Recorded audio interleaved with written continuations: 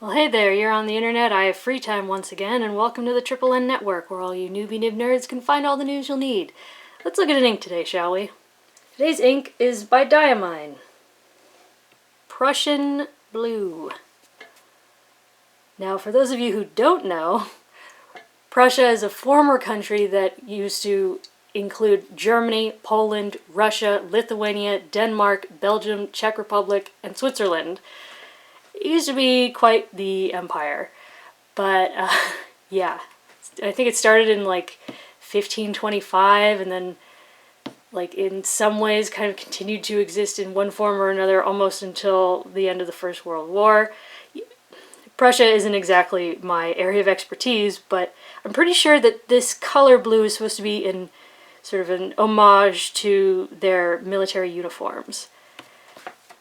It's not terribly water resistant, as is common for Diamine inks. As you can see, it's a pale blue. It's very gray. But anyways, so not a lot of water resistance. There's this oddly purplish gray base color and then a slightly greenish thing up at the top. Now, admittedly, I've changed out the ink, so it's not that dark in the pen. But all the tests were done in this TWSBI Diamond 580 with a 1.5mm stub nib. I thought it would sort of show the qualities of this ink as best as it could, because I'm not a huge fan. It's yeah. So here's Clairefontaine 90 grams per square meter. As you can see, it's very light, and it's actually only going to get lighter as we go through. 12 seconds to dry. There is some shading, but you kind of need that shading just because it gets so pale. Yeah, no bleed feather spread, not a great water test. Again, kind of like what we saw with this. The color that remains is sort of that gently purple gray, but yeah, not fantastic. Next is Rhodia 80 grams per square meter, even lighter, and still 12 seconds to dry. Still some alright shading, no bleed feather spread, not much show through. Water test is rather pathetic, and my dogs are freaking out. Yeah, it's so light that there's really not a lot of show through, so that's nice. Then there's Tomoe River Paper. Wow, the dogs are really losing it. Good shading, but still, it's so pale. It's a really pale blue ink. Yeah, I said show through to taste, because it's not terribly dark, but, I mean, the paper's pretty thin. Water test, not great. Very pale, not very there.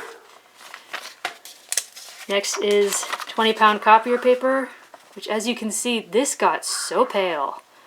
I mean, that is really light. I wouldn't even necessarily say that that's easy to see. But anyway, 6 seconds to dry, which is a bit long for this paper. I had some flow trouble, but yeah. Water test, really not great. No bleed feather spread, even on the water test. Here's Mead Notebook Paper, where again, it's really light. 2 seconds to dry. Very washed out, feathering, bleed, bad water test.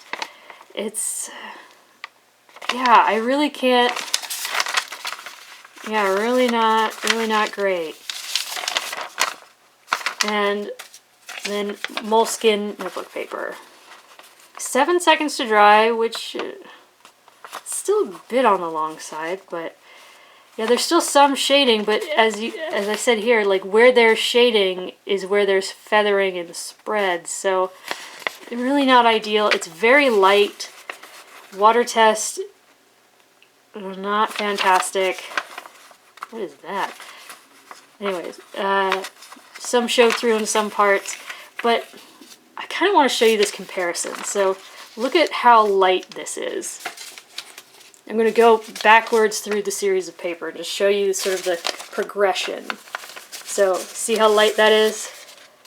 A little bit darker, a little bit darker, a little bit darker, a little bit darker.